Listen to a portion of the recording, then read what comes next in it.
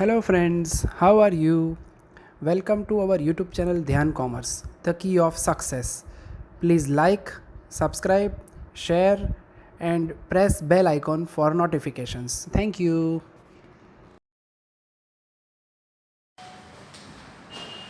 जय माता जी और dear student, welcome to online lecture of Dhyan commerce. Amalgamation of account में आज हम यूनिवर्सिटी का सम करने जा रहे हैं और उसके लिए आपके पास मटेरियल कॉपी होनी चाहिए। आपके पास जो हमारी मटेरियल कॉपी है उसमें जो ये चैप्टर है उसमें पीछे यूनिवर्सिटी के जो सम है वो सारे हमने कंसीडर कर लिए। तो आज एग्जांपल नंबर 1 करने जा रहे हैं, यानी कि टेक्स्ट बुक का एग्जांपल नंबर 1 नहीं है और मटेरियल कॉपी में पेज नंबर 54 पे आपको पहुंचना है। कहां पहुंचना है? मटेरियल कॉपी में। तो मटेरियल में पेज नंबर 54 निकालो, एग्जांपल नंबर 1 और जो है गुजरात यूनिवर्सिटी 2014 का सम राधा मीरा एंड कृष्णा। चलिए, तो आज सब में कुछ नया पॉइंट भी आ रहा है तो उसके लिए आपको सब में ध्यान देना पड़ेगा।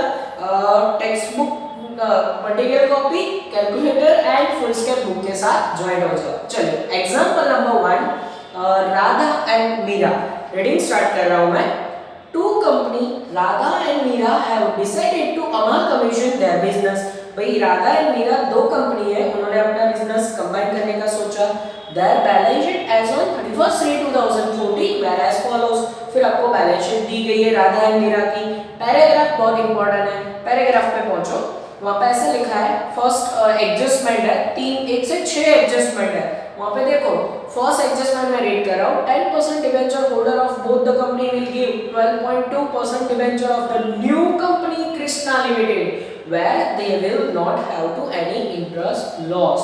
भाई नई कंपनी है कृष्णा कंपनी, इसका जिक्र उन्होंने सीधा एडजस्टमेंट में किया है, यानी राधा एंड मीरा दो कंपनी यहाँ पे बिक रही है और उसको परचेस कौन कर रहा है? कौन कंपनी परचेसिंग कंपनी है? Krishna company limited. तो आगे जैसे सम किया था वैसे यहाँ पे सेम सिचुएशन है। एक परचेसिंग कंपनी है, परचेसिंग कंपनी का नाम क्या है? Krishna company limited. तो कृष्णा लिमिटेड है हमारी परचेसिंग कंपनी और दो वेंडर कंपनी, वेंडर यानी कि जो कंपनी बिक रही है यहाँ पे वेंडर कंपनी दो है, दोनों का नाम लिख देता हूँ राधा एंड मीरा। तो ये दो कंपनी यहाँ पे बिक रही है। तो इसका मतलब आप कोई भी कैलकुलेशन करो, जैसे कि आप परचेस प्राइस पे कर रहे हो तो दोनों कंपनी को पेमेंट वहां पे ढूंढना पड़ेगा। डिबेंचर होल्डरों को पेमेंट जैसे कि एडजस्टमेंट नंबर 1 वो भी दोनों कंपनी को करना पड़ेगा। तो यहाँ पे सिचुएशन वो होगी कि एक परचेसिंग कंपनी दो वेंडर कंपनी। चलिए, 1 से 3 एडजस्टमेंट या उससे ज्यादा एडजस्टमेंट तो हमें पता है, अभी हम सॉल्व करेंगे तब उसको देखेंगे। आंसर क्या मांगा है पहले वो देखो। Pass necessary journal entry and prepare balance sheet of Krishna Limited assuming in nature of purchase। अब आपको सिर्फ अमाल commission in nature of purchase से आंसर मांगा है, पर साथ में क्या बोला है? General entry. तो यहाँ पे हमें सिर्फ एक नेचर से सम करना है। तो ऐसे भी सम आपको पूछ सकते हैं जहाँ पे अमाल कमीशन इन नेचर ऑफ सिर्फ परचेज से सम मांगा है। तो यहाँ पे हमें एक नेचर से काउंट करना है, साथ ही में जनरल एंट्री करनी है। तो जनरल एंट्री हमारे लिए नया है और कुछ एक दो एडजस्टमेंट भी नए हैं। तो चलिए स्टार्ट करें। सबसे पहले आपको अमल commission in nature of purchase के लिए क्या करना पड़ेगा? 3 स्टेप कैलकुलेशन करने पड़ेंगे। हमने यहाँ पे परचेसिंग कंपनी का नाम लिख दिया, वेंडर कंपनी का नाम लिख दिया। अब नेचर ऑफ परचेज के लिए पहला step calculation of purchase price. Purchase price में हम क्या पेड करते हैं? तो इक्विटी एंड प्रेफरेंस। तो उसके रिलेटेड एडजस्टमेंट स्टार्ट करें। सबसे पहले एडजस्टमेंट नंबर 3 ले रहा हूं क्योंकि वो इक्विटी शेयर रिलेटेड है। पहुंचो adjustment number 3। Equity shareholder of both the company will give 9 equity shares of Krishna Limited for their each equity share। भाई यहाँ पे कॉन्सेप्ट थोड़ा डिफरेंट है कि इक्विटी शेयर दोनों कंपनी को 9 इक्विटी शेयर देना है, उनके हर एक इक्विटी शेयर के सामने, यानी एक के सामने 9 ऐसा कहा है। पर अभी आगे कुछ और भी कहा है, these shares will be given at market price which is 25 and face value is 10 per share। भाई ये शेयर 25 रुपए से दे रहे हैं, मार्केट प्राइस से दे रहे हैं। मार्केट प्राइस 25 है, साथ में बोला है फेस वैल्यू जिसकी 10 है। तो 10 रुपए का शेयर 25 में दे रहा हूं। 10 रुपए का शेयर 25 में देने का मतलब ये होता है कि बीच के जो 15 रुपए है वो प्रीमियम है। अगर 10 रुपए का शेयर 25 में देने से ये 15 रुपए प्रीमियम आता है, तो शेयर विद प्रीमियम आगे वाले सब में जैसा काम किया था। तो अब मुझे परचेस प्राइस यहाँ पर ढूंढनी है। तो सबसे पहले मैं वन बाय वन एक एक कंपनी का काम करेंगे। तो कॉलम 4 बन गई है, Radha company amount, Meera limited amount. तो सबसे पहले राधा कंपनी की यहाँ पे इक्विटी शेयर की मुझे कैलकुलेशन करनी है। तो उन्होंने कहा है कि 9 शेयर दिए, yes they will be given 9 share. उनके एक शेयर के बदले में 9 शेयर दिए, तो एक के बदले में 9, तो पुराने नंबर ऑफ शेयर कितने हैं वो ढूंढने के लिए आपको बैलेंस शीट में जाना पड़ेगा। बैलेंस शीट में देखो 8 लाख की राधा कंपनी के टोटल शेयर कैपिटल है, उसके सामने एक शेयर की प्राइस है 100। 8 लाख को 100 से डिवाइड करो, ये नंबर ऑफ शेयर तो आपको दिन में आना ही चाहिए। 8 लाख को 100 से डिवाइड करोगे 8000 नंबर ऑफ शेयर आएंगे, राइट।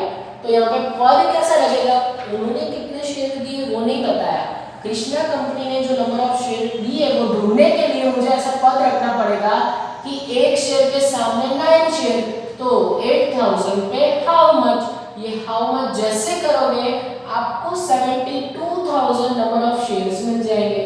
ये हमने अंदर दिया नहीं है, ढूंढा इसलिए राउंड कर रहा हूँ। अच्छा, एक शेयर उन्होंने 25 रुपए से दिया है, पर उसका फेस वैल्यू कितना है 10 रुपए, तो मुझे अभी 10 से मल्टीप्लाई करना है। तो 15 रुपए कहाँ जाएंगे, 15 रुपए जाएंगे सिक्योरिटी प्रीमियम में। आगे हम ये काम कर चुके हैं।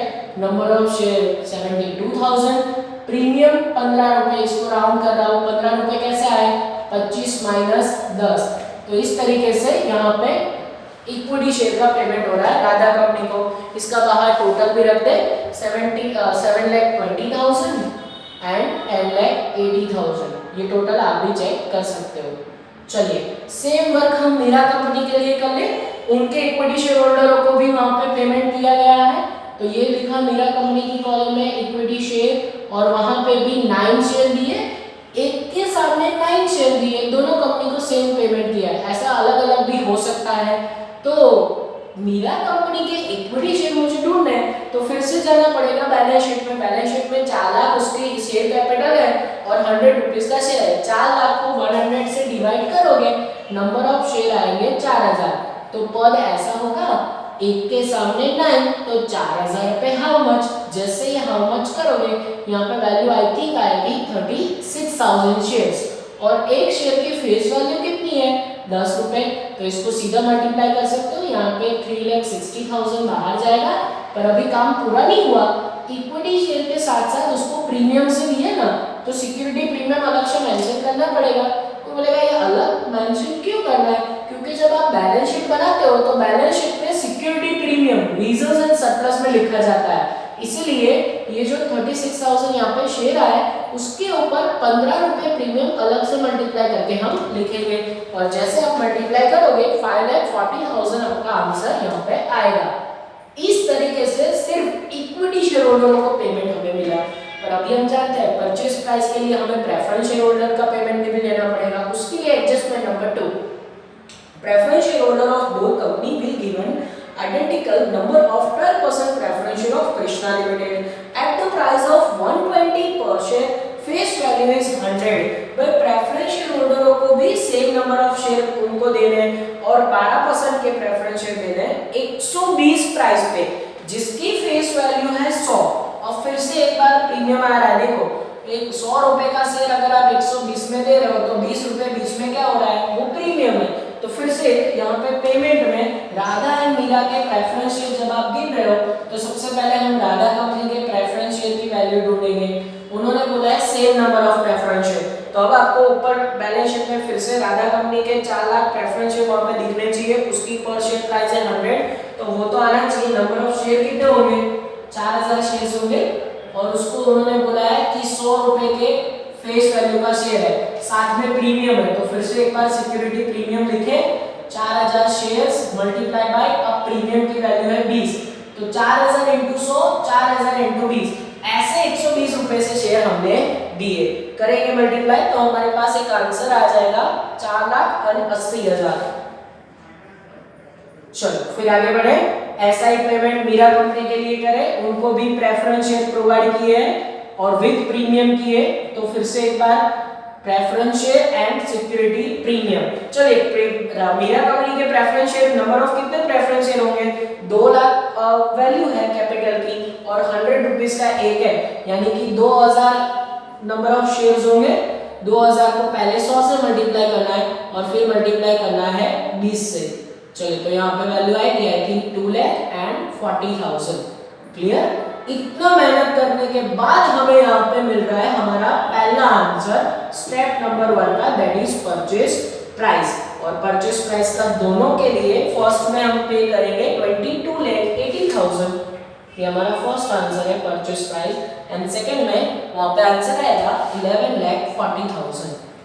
चलिए अब क्या करना है, अब आगे के स्टेप में जाना है हमें। जब नेचर ऑफ परचेज हो, परचेज प्राइस के बाद हम क्या ढूंढ रहे हैं, नेट एसेट। और नेट एसेट का मीनिंग क्या है, total asset minus total liability. और उसके लिए देखो अब दो कंपनी है, राधा एंड मीरा, तो दोनों की नेट एसेट फाइंड आउट करनी पड़ेगी। सबसे पहले आपको असेट साइड पहुंचना है। टोटल असेट में देखो कौन कौन सी असेट ले सकते हैं, नाम है land and building, plant and machinery, furniture, investment, stock, BR, cash, ये सारी असेट टेक ओवर कर सकते हैं। अच्छा तो असेट में कौन सा नहीं लेना है, फिक्टिशियस असेट। फिक्टिशियस असेट जैसे कि अंडरराइटिंग, कमीशन, पीएनएल अकाउंट है, ऐसा कोई भी फिक्टिशियस असेट हो तो वो कंसीडर नहीं करना है। आपको एक भी सिंगल असेट ऐसे नहीं दिखेगी राधा एंड मीरा की जो फिक्टिशियस असेट हो, यानी कि सारी असेट ले लेनी है। तो सीधा असेट के पूरा नाम ना लिखते हुए मैं यहाँ पे टोटल लिख रहा हूँ, सीधे पूरी असेट का टोटल वहां पे दिया गया है। राधा कंपनी का 30 लाख एंड मीरा कंपनी का 15 लाख।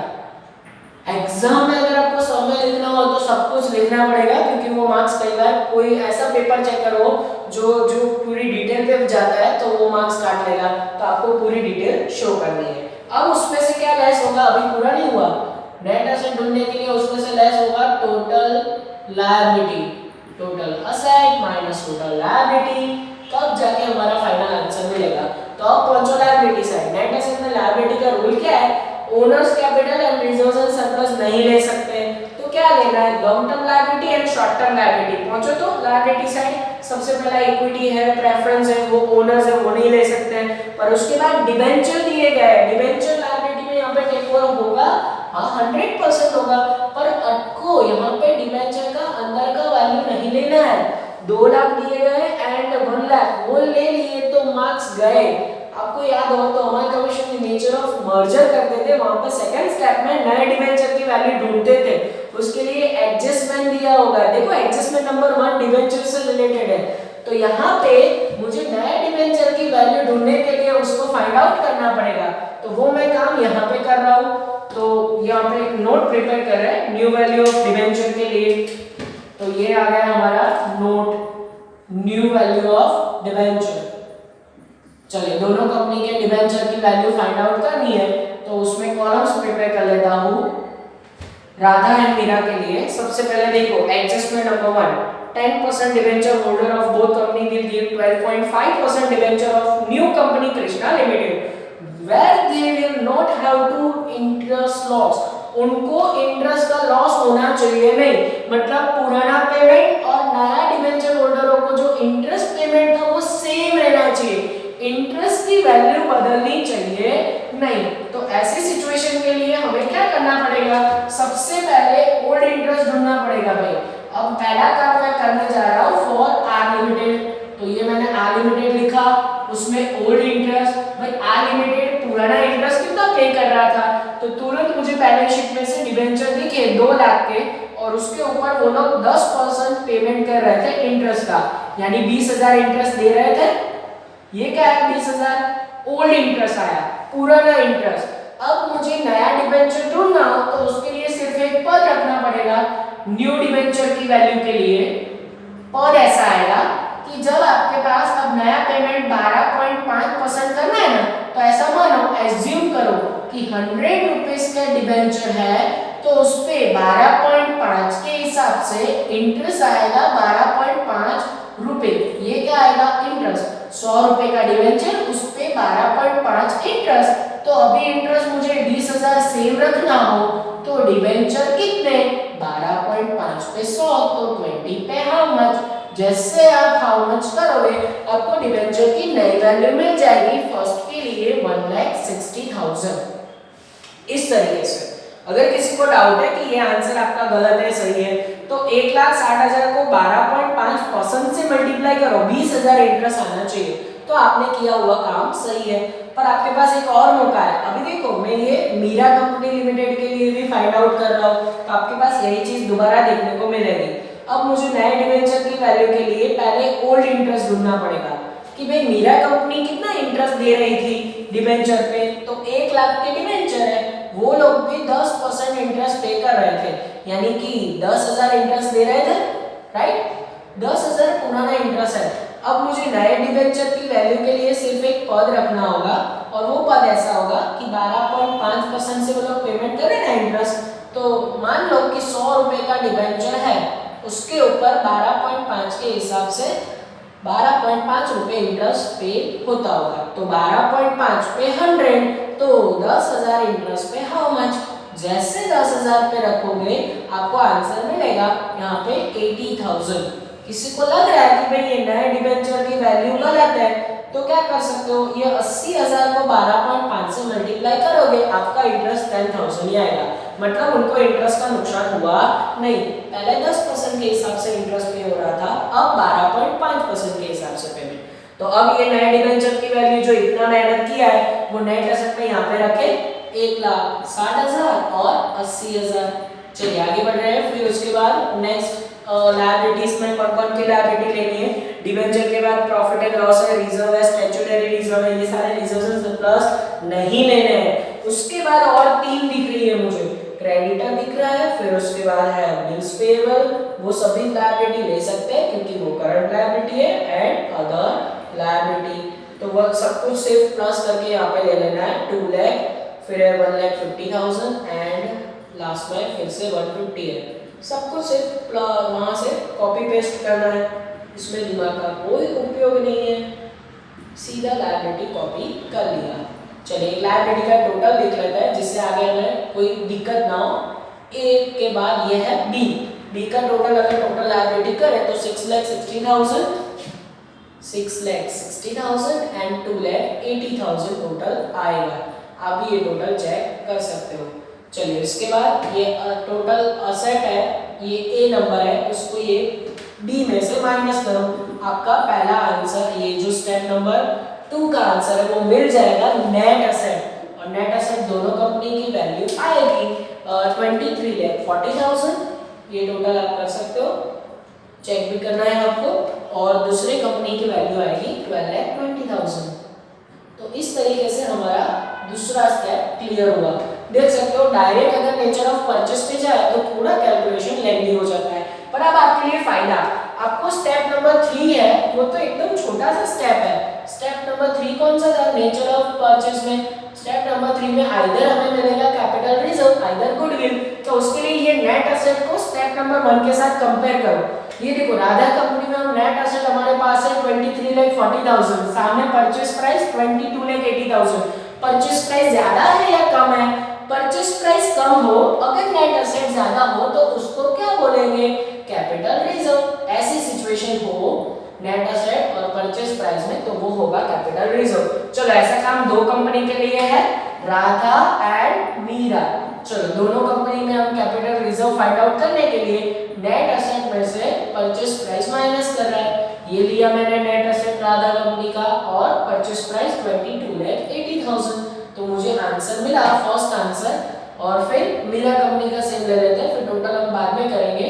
नेट एसेट है 12,20,000 एंड परचेस प्राइस है 11,40,000, तो दोनों का डिफरेंस हमें मिल जाएगा। एक साथ ले रहा हूं मैं, हाँ वो आएगा 60,000 एंड 80,000, यहाँ पे 60 यहाँ पे 80, राइट। और टोटल कैपिटल रिजर्व जो नया आएगा वो आएगा 1,40,000। ये क्या मिला हमें? नया capital reserve, new capital reserve. ये कैपिटल रिजर्व है जो कहाँ जाएगा? सीधा जाएगा बैलेंस शीट में। क्लियर हो रहा है? तो 3 स्टेप देख लो नेचर ऑफ परचेस के जो डायरेक्ट हमने किए विदाउट नेचर ऑफ मर्जर। अब इसके बाद उन्होंने क्या मांगा है? 3 स्टेप अगर सही गिन लिए, फिर उसके बाद पहली बार उन्होंने जनरल एंट्री के साथ बैलेंस शीट मांगा है। तो अब हमारा रियल आंसर स्टार्ट हो रहा है। जो दो आंसर उन्होंने मांगा है, सबसे पहले जनरल एंट्री कर लेते हैं। तो पहली बार आप सीखने जा रहे हो जनरल एंट्री, तो ये लिखा मैंने हेडिंग, आपका first answer general entry in the books of, किसकी बुक में लिखोगे? Books of Krishna limited. भाई कृष्णा लिमिटेड की बुक में आपको लिखना है, क्योंकि परचेजिंग कंपनी की बुक में जनरल एंट्री एंड अमाल कमीशन का अकाउंट प्रिपेयर होता है, बैलेंस शीट आफ्टर अमाल कमीशन प्रिपेयर होती है। तो चलो one by one general entry करना स्टार्ट कर रहे हैं हम, और उसके लिए आपको 4-5 जनरल एंट्री का हेडिंग जो आपकी मटेरियल कॉपी और आगे पीपीटी में ये जनरल एंट्री मैंने आपको समझाई हुई है। सबसे पहले general entry in the books of Krishna company limited, number 1 heading के साथ, व्हेन परचेज प्राइस ड्यू। पहली जनरल एंट्री कब कर रहा है? व्हेन परचेज प्राइस ड्यू, और उसके लिए जनरल एंट्री होगी बिजनेस परचेज अकाउंट डेबिट। क्या जनरल एंट्री होगी? Business purchase account debit to, किस कंपनी का आप पेमेंट करने वाले हो? ड्यू हुआ है अभी, तो Radha limited and Meera limited. तो ये एंट्री होगी बिजनेस परचेज अकाउंट डेबिट। आप बिजनेस परचेज कर रहे हो तो उसमें business purchase to Radha and Meera. Value लिखनी हो तो उनको परचेज प्राइस कितना पे करना है, स्टेप नंबर 1 से आपको वैल्यू मिल जाएगी। राधा कंपनी को परचेज प्राइस हम पे कर रहे हैं 22,80,000 एंड मीरा कंपनी को पेमेंट कर रहे हैं 11,40,000, और दोनों को प्लस करके यहाँ पे वैल्यू लेके जाएंगे। दोनों को टोटल करोगे, टोटल मेरे पास है 34,20,000। इस तरीके से फर्स्ट एंट्री हुई, तो इसमें कोई दिक्कत नहीं हुई, राइट। अभी एक दो एडजस्टमेंट भी है, पर जितनी एंट्री हम यहाँ से बोर्ड पे वर्क किया उस पे से कर लेते हैं। Second entry, entry number 2, yes, वो आएगी when assets and liability take over. भाई जब assets and liability take over करते हो, तो असेट एंड लायबिलिटी ले जाना है, किस कंपनी के ले जाना है? राधा एंड मीरा। हम कृष्णा कंपनी है, वो सामने वाली राधा एंड मीरा कंपनी की assets and liability take over करो, तो एंट्री ये होगी sundry assets account debit. Assets हम लेके जा रहे हैं, असेट्स अकाउंट डेबिट। अगर गुडविल आए स्टेप नंबर 3 में, तो असेट के साथ साथ गुडविल अकाउंट भी डेबिट करो, पर क्योंकि यहाँ पे स्टेप नंबर 3 में कैपिटल रिजर्व है, तो हम गुडविल अकाउंट डेबिट नहीं करेंगे, बल्कि to CR account, capital reserve account to sundry. जैसे असेट डेबिट हुआ वैसे सन्ड्री लायबिलिटी क्रेडिट होगा, टू सन्ड्री लायबिलिटी, और डिफरेंस आएगा हो जाएगा टू बिजनेस परचेज अकाउंट। ये इस तरीके से एंट्री होगी, राइट। देखो एंट्री फिर से देखो, when asset and liability take over sundry asset account debit to CR account to sundry liability to business purchase account. अब वैल्यू के लिए आपको यहाँ पे ध्यान देना पड़ेगा, सन्ड्री असेट यानी दोनों कंपनी, राधा एंड मीरा दोनों कंपनी के एसेट। देखो यहाँ पे टोटल मैं आपके लिए लिख भी रहा हूँ कि 30 लाख राधा कंपनी की असेट है और मीरा कंपनी की असेट है 15 लाख, कुल मिला के 45 लाख की असेट हम टेक ओवर कर रहे हैं। और सामने 2 सीआर अकाउंट, सीआर अकाउंट कितना है? 1,40,000, एंड सन्ड्री लायबिलिटी भी टोटल करनी पड़ेगी। ये देखो यहाँ पे मैंने बी टोटल लिखा था, तो राधा एंड मीरा की लायबिलिटी कितनी है? 6,60,000 एज वेल एज 1,02,80,000, दोनों का टोटल करना पड़ेगा हमें, और वो टोटल आएगा 9,40,000। कितना आएगा? 9,40,000। अब देखो बिजनेस परचेज अकाउंट ऊपर जितना वैल्यू से डेबिट हुआ था ना, अब सेकेंड एंट्री में उतनी ही वैल्यू से क्रेडिट होगा, यानी कि 34,20,000 टू बिजनेस परचेज अकाउंट। अगर ये दोनों टोटल इक्वल हो जाए तो आपको समझना है कि आपने जो एंट्री किया वो सही है। तो यहाँ पे देखो बिजनेस परचेज में जो वैल्यू डेबिट, वही वैल्यू सेकेंड एंट्री में क्रेडिट हो रही है। अब एंट्री नंबर 3, वो भी बहुत ईजी है। अब परचेज प्राइस पहले में ड्यू हुआ था, थर्ड में आपको पेमेंट कर देना है।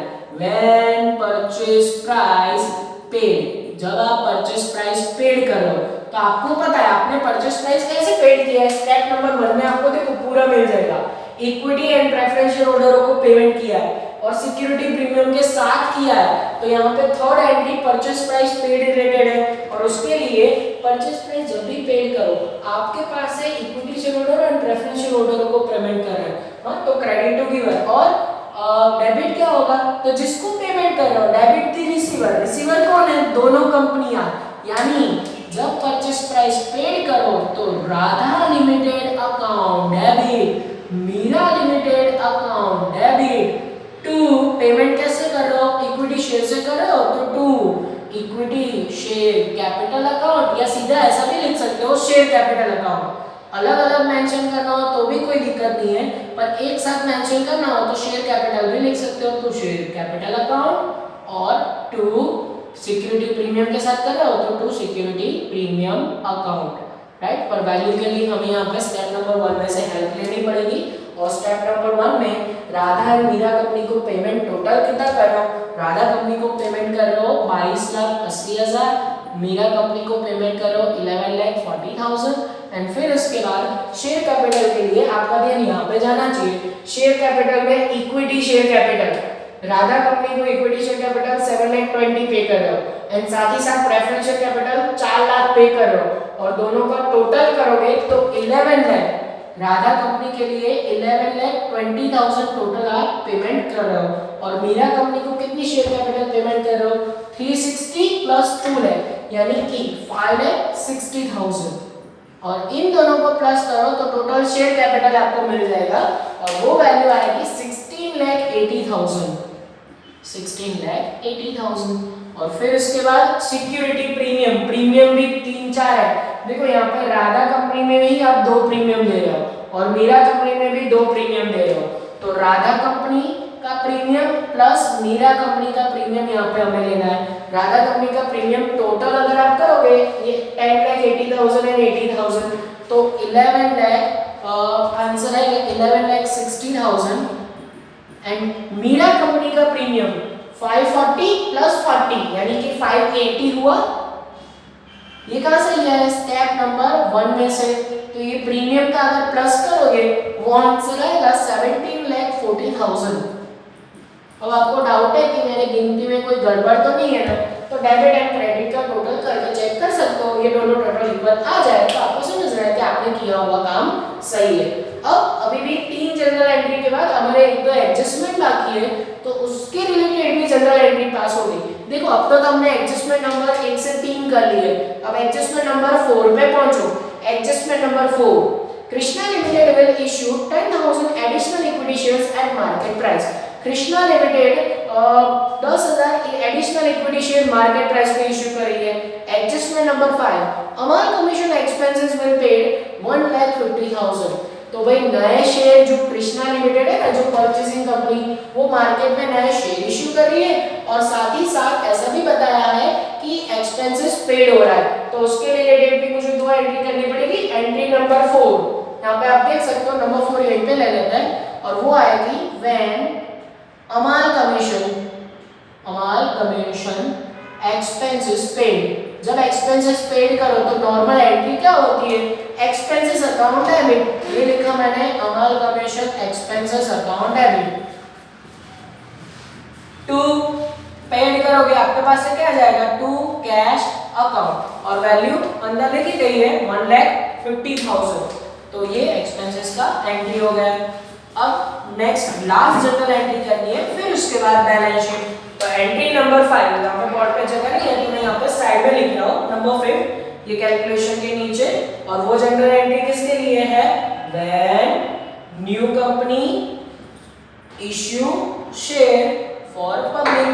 भाई नई कंपनी यानी कृष्णा कंपनी शेयर इश्यू करी है पब्लिक के लिए, इश्यूड शेयर फॉर पब्लिक। देख लो हेडिंग लिखा। अब आपको पता है अगर आप नए शेयर मार्केट में इश्यू कर रहे हो तो मार्केट में शेयर इश्यू करोगे आपको क्या मिलेगा, कैश मिलेगा। जनरली वो बैंक से आता है तो आपके पास कैश रिसीव होगा। तो एंट्री इस तरीके से हो सकती है, बैंक अकाउंट डेबिट। आप अगर शेयर इश्यू कर रहे हो तो आपके पास शेयर कैपिटल आएगा यानी कि 2 शेयर कैपिटल अकाउंट और 2 सिक्योरिटी प्रीमियम अकाउंट। क्या सब में प्रीमियम है और उसके लिए हमें एडजस्टमेंट फिर से रेट करना पड़ेगा। एडजस्टमेंट नंबर 4 देखो, Krishna company will issue 10,000 additional share eight market price. क्या लिखा हुआ है, मार्केट प्राइस। तो ये मार्केट प्राइस कितनी है, एडजस्टमेंट नंबर 3 में बताया था हमें। देखो मार्केट प्राइस 25 है, 10 रुपए का शेयर आप 25 में दे रहे हो मार्केट प्राइस में। तो यहाँ पे ऐसा इसका मतलब यही निकलता है कि ये भी प्रीमियम से दिए है। बैंक में 10,000 number of share multiply by 25, कौन सी वैल्यू, मार्केट वैल्यू, ये मल्टीप्लाई करके लेना है, यानी आंसर आएगा 2,50,000। अब 10,000 शेयर है, उसके ऊपर 10 रुपए का शेयर है और प्रीमियम है फिर से 15। जैसा काम हमने परचेज प्राइस में किया था ना 10 रुपए वाला शेयर 15 में, वैसा ही काम यहाँ पे करना है। तो देखो 10 रुपए कैपिटल में गए, 15 रुपए प्रीमियम में गए, तो यहाँ पे वैल्यू आएगी 1 लाख एंड 1,50,000। आप चेक कर सकते हो।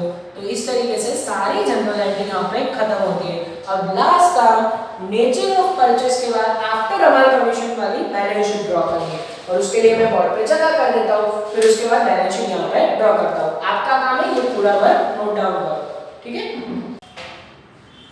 चलिए तो अब बनाते हैं बैलेंस शीट आफ्टर अमाल कमीशन। नेचर ऑफ परचेज है, तो अमाल कमीशन ने नेचर ऑफ परचेज के लिए बैलेंस शीट का रूल क्या था, सिर्फ और सिर्फ परचेजिंग कंपनी की सारी असेट्स एंड लायबिलिटी लिखनी है, वेंडर कंपनी की वही चीजें लिखो जो आप स्टेप में टेक ओवर कर रहे हो। तो स्टेप में जो जो कैलकुलेशन आया था राधा एंड मीरा का, 2 वेंडर कंपनी है, सिर्फ वो चीजें लेंगे, और नेचर ऑफ परचेज में आपको जो बैलेंस शीट बनानी है उसमें सिर्फ और सिर्फ कृष्णा लिमिटेड की चीज आनी चाहिए। तो आज पूरा बैलेंस शीट पहले से सीख रहे हैं, कोई आगे मर्जर वाला काम था नहीं और उस पे ओवरराइट नहीं कर रहे, तो पूरा नया बैलेंस शीट है। उसके लिए आपको पुराना वाला बैलेंस शीट साथ में रखना है, एडजस्टमेंट भी याद रखना है। अभी एडजस्टमेंट नंबर 6 बाकी है स्टैट्यूटरी रिजर्व का, वो भी आ जाएगा। 5 एडजस्टमेंट्स और हो चुके हैं। चलिए बैलेंस शीट स्टार्ट करें। वर्टिकल बैलेंस शीट का फॉर्मेट, उसमें सबसे पहले इक्विटीज एंड लायबिलिटी, उसमें शेयर होल्डर फंड और उसमें भी सब हेडिंग शेयर कैपिटल। देखो कितनी अच्छी तरीके से मैं आपको फॉर्मेट सिखा रहा हूँ।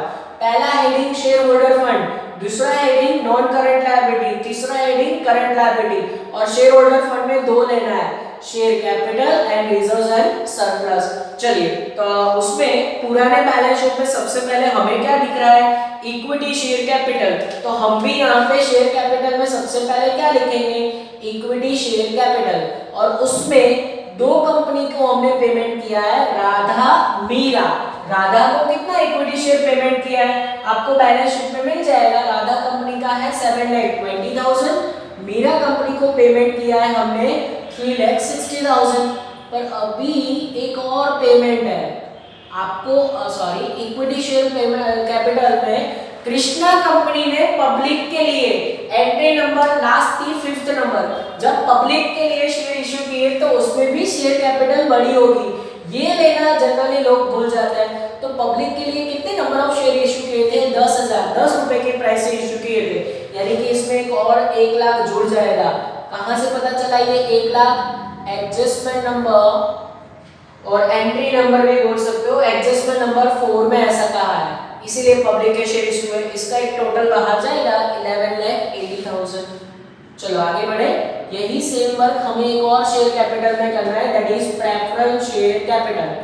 आप प्रेफरेंस शेयर के लिए ध्यान दो, वहां पे भी पुराने प्रेफरेंस शेयर है ही, वो भी राधा मीरा एंड पब्लिक नहीं आएगा क्योंकि प्रेफरेंस शेयर हमने इश्यू नहीं किए, गलती से मिस्टेक। प्रेफरेंस शेयर यहाँ पे परचेस प्राइस में राधा कंपनी को हम 4 लाख पे कर रहे हैं, जबकि मीरा कंपनी को पे कर रहे हैं 2 लाख, और टोटल आएगा 6 लाख। इस तरीके से क्लियर। चलिए तो ये शेयर कैपिटल का काम तमाम हो गया। उसके बाद रिजर्व एंड सरप्लस में जाएंगे। सबसे पहले रिजर्व एंड सरप्लस में ना सिक्योरिटी प्रीमियम ले लो, क्योंकि यहाँ पे हमने पेमेंट किया है, अंदर से डायरेक्ट कॉपी पेस्ट करने जाओगे तो ये भूल जाओगे। सबसे पहले कौन सा ले लो, सिक्योरिटी प्रीमियम। चलिए सिक्योरिटी प्रीमियम किसको पे किया है, Radha Meera as well as public. Public के लिए जो शेयर इश्यू की वहां पे भी प्रीमियम था, तो राधा एंड मीरा को प्रीमियम कितना है, ये 10,80,000 प्लस 80,000, आगे हमने इसका टोटल किया था, ये आ रहा था 11,60,000। एंड मीरा कंपनी को 2 प्रीमियम पे किए थे, 540 प्लस 40, यानी कि 5,80,000। और पब्लिक को जो शेयर इश्यू किए थे उस पे प्रीमियम था आई थिंक 1,50,000। अब तीनों का टोटल करके बाहर रखना है, और वो टोटल जाएगा 18,90,000, 18,90,000। इस तरीके से क्लियर। अब सिक्योरिटी प्रीमियम के बाद मोस्टली रिजर्व्स एंड सरप्लस हमें नहीं लेना है, क्योंकि अमाल commission in nature of purchase है। तो ऐसे कौन कौन से रिजर्व है आप देखो बैलेंस शीट में, आपको P&L अकाउंट दिखेगा, जनरल रिजर्व दिखेगा, वो लेने नहीं है। पर स्टैट्यूटरी रिजर्व के लिए एडजस्टमेंट नंबर 6 पे आवा। एडजस्टमेंट नंबर 6 ये कह रहा है statutory reserve is to be maintain for 2 years. भाई यहाँ पे सिर्फ और सिर्फ कृष्णा कंपनी की सारी चीजें आने वाली थी, ये मीरा और राधा कंपनी की वो चीजें हमने यहाँ से कंसिडर किया है। पर अब रिजर्व जो नहीं लेने थे उसमें से एक रिजर्व हम लेंगे और जिसका नाम है स्टैट्यूटरी रिजर्व। क्या नाम है? Statutory reserve. और वो राधा एंड मीरा दोनों कंपनी का लेंगे। राधा कंपनी का स्टैट्यूटरी रिजर्व है 2 लाख और मीरा कंपनी का रिजर्व है 1 लाख। यहाँ पे थोड़ी जगह करके मैं लिख रहा हूँ Radha and Meera 2 lakh. Hand writing आपको ना समझना है तो मुझे कभी बार पूछ सकते हो, अदरवाइज इतना भी डिफिकल्ट नहीं होगा लिखने के वाइज। चलिए स्टैट्यूटरी रिजर्व क्यों मेंटेन किया? एडजस्टमेंट नंबर 6, ये एडजस्टमेंट नंबर 6 में कहा था इसीलिए रखा है, ठीक है। और फिर इसके बाद आई थिंक सारे रिजर्व सरप्लस कंप्लीट हो गए, पर एक रिजर्व बाकी है अभी। स्टेप नंबर 3 में हमने फाइंड आउट किया था और वो रिजर्व था हमारा कैपिटल रिजर्व। वो कहाँ फाइंड आउट किया था? स्टेप नंबर 3 में फाइंड आउट किया था और कैपिटल रिजर्व का आंसर था I think yes capital reserve 1,40,000 जैसा था। मैं आंसर चेक कर लेता हूँ कि कैपिटल रिजर्व की वैल्यू कितनी थी, 1,40,000 ही था। तो ये 1,40,000 हमें यहाँ पे भूलना नहीं चाहिए। अब बैलेंस शीट की एक टोटल आप पूरा करके बाहर रख सकते हो। मैं भी आपके लिए टोटल किया हुआ है तो वही डायरेक्ट लिख देता हूँ 41,10,000। फिर उसके बाद non current liability and current liability पे जा रहे हैं। चेक करो बैलेंस शीट में नॉन करंट लायबिलिटी कौन सी है? एक ही आई थिंक डिबेंचर, तो सीधा डिबेंचर की वैल्यू लिखेंगे यहाँ पे। पर डिबेंचर कौन से? राधा एंड मीरा। और डिबेंचर की नई वैल्यू लिखनी है, देखो यहाँ पे बोर्ड पे लिखी हुई है। डिबेंचर राधा कंपनी के नए डिबेंचर कितने हैं? 160 और मीरा कंपनी के डिबेंचर 80 है। तो टोटल दोनों का करेंगे और उसका आंसर आएगा 3 लाख, नहीं उस यस डिबेंचर का आंसर 2,40,000 आ रहा है। ये लिखा मैंने डिबेंचर। फिर उसके बाद बाकी की जो असेट है वो सारी आई थिंक करंट असेट है, करंट लायबिलिटी है, सॉरी ये थोड़ा ऊपर लिख लेते हैं करंट लायबिलिटी। और उसमें कौन कौन से हैं? क्रेडिटर है, फिर उसके बाद कौन सी है तो कि बिल्स पेबल है, फिर उसके बाद अदर करंट लायबिलिटी है और उसमें दोनों कंपनी के लेनी है राधा एंड मीरा। क्यों दोनों कंपनी की टेक ओवर करनी है? क्योंकि हम टोटल असेट में ये सारी असेट टेक ओवर कर रहे हैं। तो क्रेडिटर के लिए 2 लाख, फिर है मीरा कंपनी की 1 लाख, टोटल बाहर 3 लाख। फिर उसके बाद बिल्स पेएबल में 150 एंड 50 दैट मींस 2 लाख। ये बहुत मजूरी जैसा लगेगा आपको, पर फिर भी आपको अगर पूरे मार्क्स चाहिए तो ये काम करना पड़ेगा। राधा एंड मीरा कंपनी की दोनों हम ये लायबिलिटी लिख रहे हैं और 2 लाख, ठीक है। चलिए ये टोटल जो दूसरा हेडिंग है वो भी टोटल बाहर जाएगा, यानी 240 बाहर जाएगा।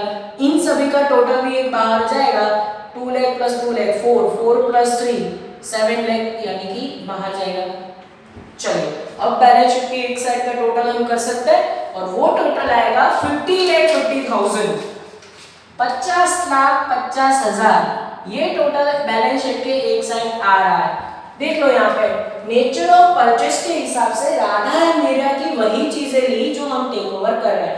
रिजर्व्स एंड सरप्लस हमने सारे नहीं लिए क्योंकि नेचर ऑफ परचेस से सम काउंट करना है। अब क्या बात करेंगे असेट साइड की, यही टोटल यहाँ पे मैच होना चाहिए।